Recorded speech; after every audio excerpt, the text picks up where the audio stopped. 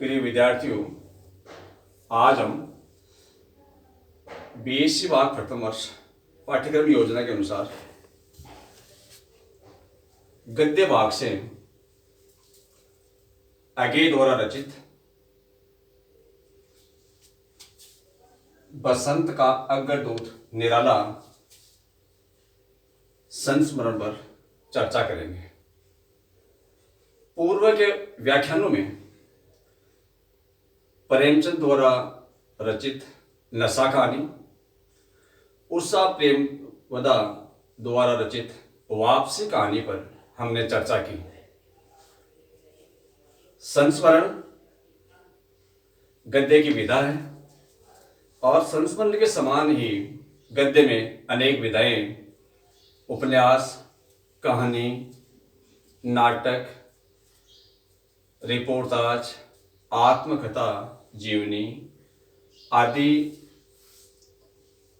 गद्य की विधाएं लिखी जाती हैं।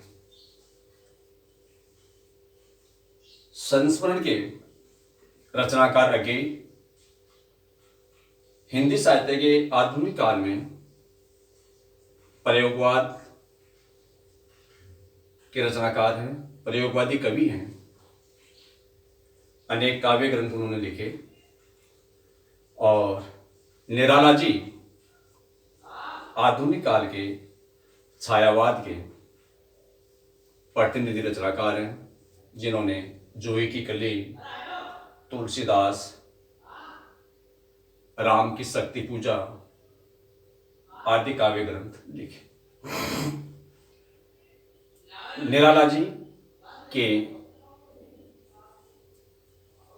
काव्य ग्रंथों का जो विषय है वह प्रकृति, प्रेम, सौंदर्य, ऐतिहासिकता, औज, शौर्य, मानवता की प्रतिष्ठा,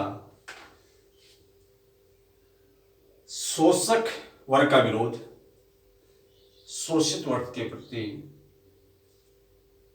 के प्रति सहानुभूति और समसामयिक समस्याओं का चित्रण करना आदि निराला के काव्य ग्रंथों के का विषय रहा है। संस्मरण में अगे जी निराला के व्यक्तित्व और कर्तृत्व के बारे में अनेक रोचक प्रसंग, तथ्य या उनको निकट से देखने और समझने के बाद जो उनकी अनुभूतियां हुई, उन अनुभूतियों का अभिव्यक्तिकरण अगे जी इस संस्मरण में करते हैं। अगे जी कहते हैं कि मैं अनेक बार निराला जी से मैंने भेंट की और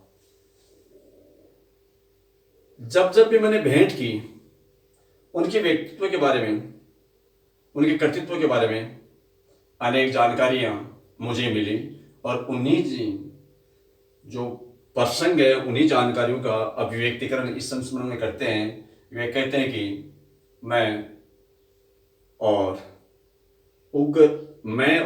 कवि सुमन जी जब मिलते हैं तो अगे जी के पास, निराला जी के पास उगर जी भी बैठे हुए हैं और जो ही मैं और सुमन जी वहां पहुंचते हैं उनसे कुछ आग्रह करते हैं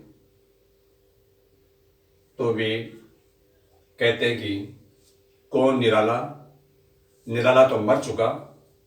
और हम बार बार आग्रह के बाद उनसे कहते हैं कि आपकी जो नई रचना आई है उसकी आप प्रति हमें दें।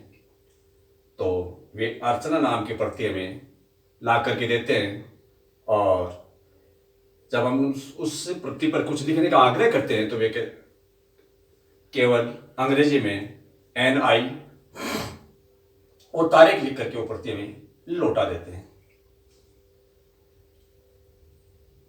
अगे जी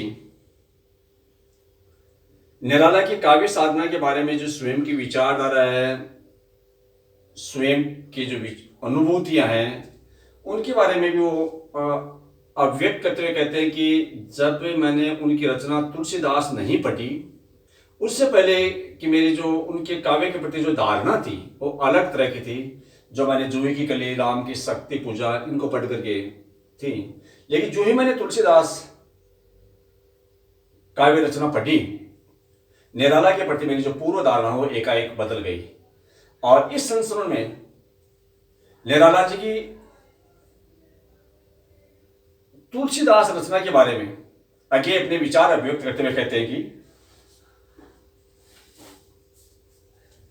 विरली ही रचना ऐसी होती है जिसमें एक सांस्कृतिक चेतना सृजनात्मक रूप से अवतरित हुई हो। तुलसीदास मेरी समझ में ऐसी ही एक रचना है। उसे पहली बार पढ़ा तो कई बार पढ़ा, मेरी बात में जो विरोधाभास है वह बात तो स्पष्ट ही करता है।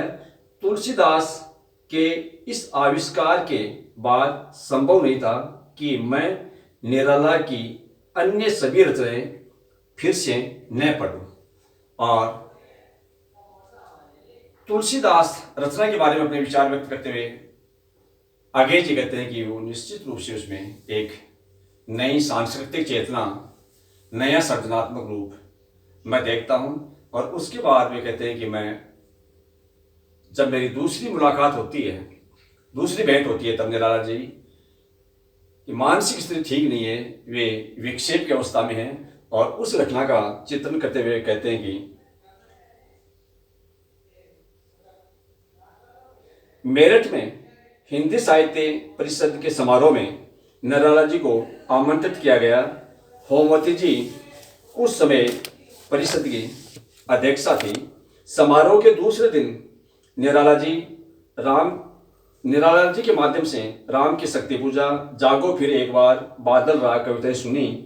आगे कहते हैं काश उन दिनों टेप रिकॉर्डर होते, ये वाचन परवर्ती पीढ़ियों के लिए संचित कर लेते कि जब हम निराला जी से मिलते हैं, उनका काव्य वाचन सुनते हैं, तो वो जो अद्भुत और अनोखा काव्य वाचन है, उसको सुनने के बाद हमारी हार्दिक इच्छा हुई कि काश हम परवर्ती पीढ़ी के लिए इसको संचित कर पाते। और इसी क्रम में इस संस्करण में आगे जी निराला की काव्य साधना, निराला जी की कविताओं के बारे में जो रघुवीर सहाय का मानना है, उसका उल्लेख करते हुए आगे जी कहते हैं कि रघुवीर सहाय ने लिखा, निराला जब कविता पढ़ते थे तब वह ऐसी ही वेगवती धारा सी बहती थी, किसी रोग की कल्पना भी तब नहीं की जा सकती थी।